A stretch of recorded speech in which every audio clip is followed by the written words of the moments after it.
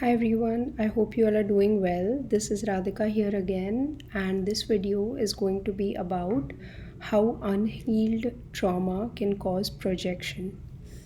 Um, so, projection is a psychological term in which a person projects their own ideas or their own story upon a situation. So you can think of it as it's kind of like looking at a situation with a disassociated viewpoint. So you are not seeing reality as reality, or you're adding something to it. So it's like seeing the world through tinted shades, because and the tint of the shade is basically your unhealed trauma. So it's a traumatic way of looking at the world. And yeah, so that is basically what is projection. So what is unhealed trauma? So sometimes, not sometimes, but most of the times, most of us have gone through s- some trauma in our childhood, and this trauma could range in, like it could be a variety of trauma. For some people who have had seemingly good childhoods, they also have a certain degree of trauma in them, and for others it could be a really traumatic childhood where you did not get care, or you were neglected, or you were even abused. So the trauma ranges, there's a range of trauma that could have happened in your childhood. So we can't actually put everyone under an umbrella, but basically everyone kind of follows this same pattern, and the more the trauma is in the childhood, the more work you need to put in to remove the tinted shade in which you are looking at the world. So the pattern of this is basically some trauma has happened in your childhood. You kind of feel the same trauma maybe while growing up, or if you don't feel it while growing up, when you have a significant relationship in your life, you definitely feel it with that relationship. It again triggers that unhealed trauma in you. And especially, like, I'm talking about people who have been in relationship with narcissistic people or around narcissistic people. This trauma definitely gets repeated in the narcissistic situation that you are in. And then after that, say you get out of the situation, you are out of it, and you have kind of like close that chapter. But the unhealed trauma, if you don't go through therapy and all the right means, and this could be self therapy, this could be you trying to improve your mental health. It need not be with a therapist, it could be over YouTube or whichever way you want to do it. If you don't do that work, it is very probable that you are still carrying this trauma in you. And what happens is usually that you either fall into another relationship with maybe a narcissistic person, or someone who is, um, if you fall in a relationship with a narcissistic person, obviously the cycle will repeat. So it kind of depends how many relationships you have to go through to kind of realize it, that this is what is happening, and to get to know your worth, so that you then find a relationship which is actually worthy of you. And even when you are in a relationship, say it's not a narcissistic person, say it's a person who's devoted to their self growth, to their improvement, even in that case, if you have not healed your trauma, it is very easy for you to project your unhealed trauma in situations that will play out in your life with that person. This person could be a friend, or they could be a well wisher, they could be another relationship, anything, whatever the relationship is. But the situation happens, can always happen like that. So basically, let me give you some examples um, to illustrate this. And I see this a lot with my clients, and obviously I can't name who this happens with, but this is a pattern that I see, and that's why I thought I'll make a video on it.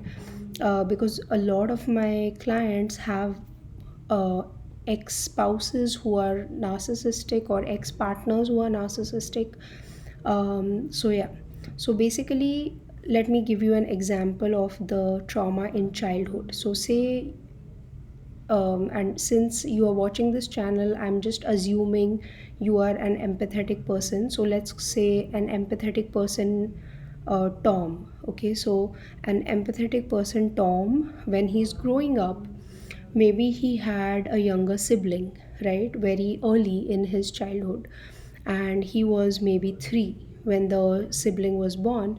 And as soon as the sibling was born, all the attention in the household went onto the sibling, and he felt cheated that he wants attention, but he is not able to get it, because suddenly at the age of 3 he's an elder now, he's the elder sibling.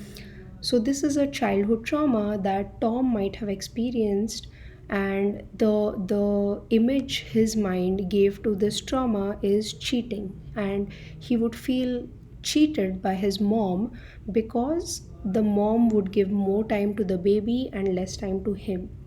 And see, in a child's brain, this is very valid because the child wants the mom's time. So he can very quickly attach to the story that my mom cheated on me, and she cheated on me with this other brother, that or sister, whatever the younger sibling's gender is. So this is his childhood trauma. Okay, now he grows up and he falls in love with a covert narcissistic woman. Now this woman is very charismatic, she is very sensual, whatever. She projects being extremely empathetic, extremely supportive. She will, make Tom feel like a knight in shining armor, like boost his ego, make him feel all, masculine and manly, and he falls in love with her.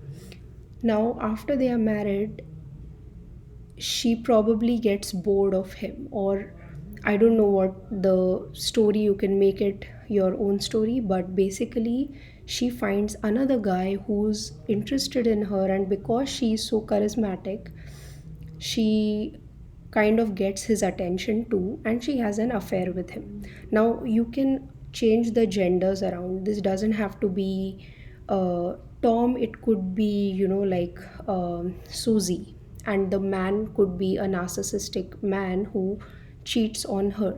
So it doesn't have to be, and it could be a same gender relationship as well, so it doesn't matter, but I'm just trying to explain the story in this way.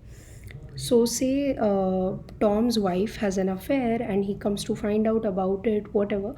So, then this wound gets reawakened in his being that again I have been cheated on. Again this is happening with me. And what happens is then he gets a divorce, maybe he learns about covert narcissistic behavior, he goes through some therapy, etc. But maybe he doesn't resolve this trauma that he has of, being cheated on. Maybe it still sits there at the back of his mind. Now what happens is, say he does not marry the next 10 years or 5 years, whatever, and then after 5 years he finds he's secure in himself, he has healed a lot of stuff, and he finds this other woman who he really wants to spend his life, whatever is his life is remaining, with her. And they get, like maybe they start going around, whatever.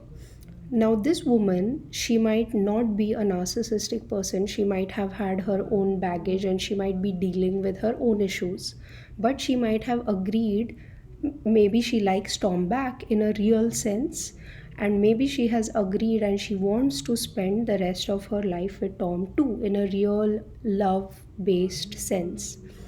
But because she's a human, she is going to do some things which are not you can say ideal for Tom, right? So she uh, say she has a friend who Tom does not like. Maybe the friend reminds Tom of the person his ex cheated with, or some resemblance or something in the person does not make Tom feel good. And say Tom tells this new woman that don't talk to this person, but say she does. So now what happens is she is not even having an intimate relationship with this ex person, but in Tom's mind, he is already cheated on again, because his trauma is still living in him. Even a small act of defiance on his partner's side, his brain will now translate it as getting cheated on, being betrayed. So this keeps happening, right? The trauma keeps getting propagated, and the triggers can be extremely small. It could be a tiny trigger, and the person that has triggered you will completely not understand why you got triggered, because for them it's a very small thing, but for you it's a very big thing, because you have been carrying this trauma in you since a long time. And so it's kind of like that phrase, it's like the straw that breaks the camel's back. So as you keep on carrying a trauma in you, the triggers could get smaller and smaller and smaller. So this actually is very useful when you get triggered by something, when something bothers you.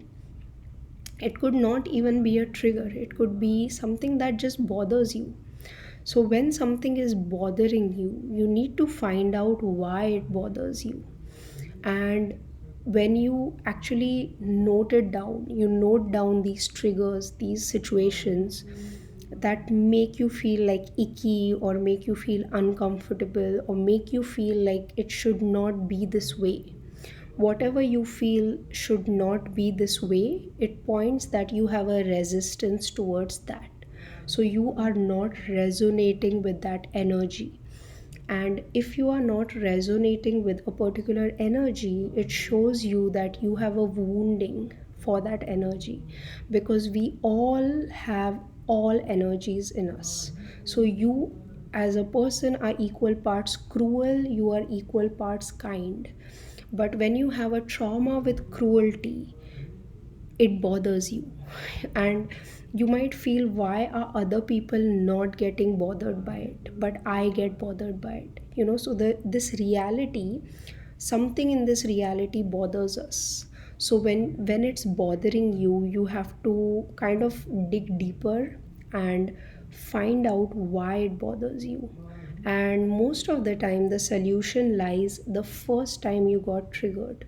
So in Tom's case, the solution lies in him going back to his childhood, doing a lot of inner work, inner child work, and forgiving his mother or his father or whoever were the significant people, his caretakers, who kind of shifted their focus from him to his younger sibling. So he needs to go back and he needs to do healing there.